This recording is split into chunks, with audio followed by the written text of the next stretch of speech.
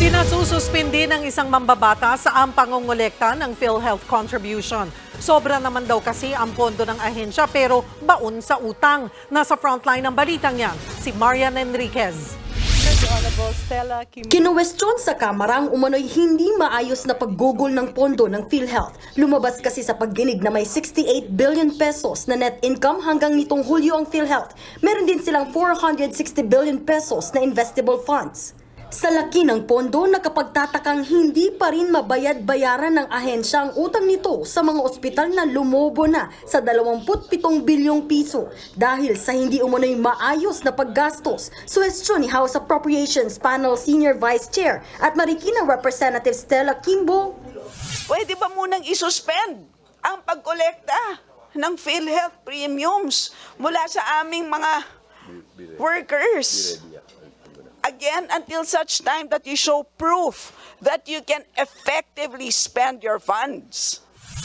Giit ni Kimbo, mukhang mas mabuti pang ilaan na lang ng mga manggagawa ang kanilang kontribusyon sa isang Private Health Maintenance Organization o HMO na mas marami pa raw ang benepisyo kaysa sa PhilHealth. Medicard VIP plan. Ito po mga kasama. Outpatient consultation, 5. Outpatient labs, diagnostics, may kasamang dental coverage, may kasamang free consultations, may kasama pong dreaded disease limit, may kasama pa pong free diamond peel at yoga classes. Sa ngayon po, malamang hindi niya po ito nakukuha mula sa PhilHealth. Hindi naman direktang sinagot ni PhilHealth President Emmanuel Ledesma Jr. kung magagawa nga bang suspendihin ang pagkolekta ng kontribusyon. Pero pwede naman daw babaan na lang ang buwan ng premium o kaya naman ay dagdagan ang benefit packages. Pero yan ay kung When the reserve fund, which is currently at 336, reaches 470, that's based on the computation of actuary. pero hindi yan umubra kay Kimbo.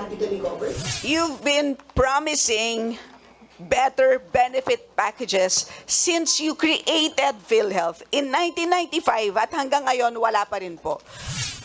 Kahapon nangako ang PhilHealth na babayaran ng malaking bahagi ng kanilang utang sa mga ospital sa loob ng 70 araw. Debit credit ang ipatutupad na payment method sa pagbabayad sa claims kung saan 60% muna ang babayaran ng ahensya at pagkatapos ng ilang buwan ay saka naman babayaran ang natitirang 40%.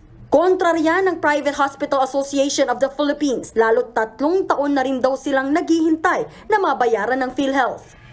Medyo magulo po yun. Samantalang ang tagal na po ng mga claims na yan, ibig sabihin yung listahan po, andun na yun eh. Ang tagal nang nasa kanila, bakit hindi nila ibigay yung buo, yung kabuuan, hindi po yung mga 60-60 tingi-tingi pa.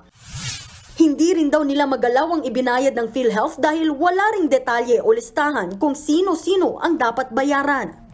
Hindi naman po namin basta magbibigay kami na ito sa ospital ito para sa professional fees. Kasi kailangan po may kalakip yan listahan ng claims na sa ganun pwede namin ipamahagi yan. Wala pa namang komento rito ang PhilHealth. Nagbabalita mula sa Frontline, Marian Enriquez, News 5. Mga kapatid, Julius Babaw po. Iba na ang may alam at may pakialam sa panahon ngayon.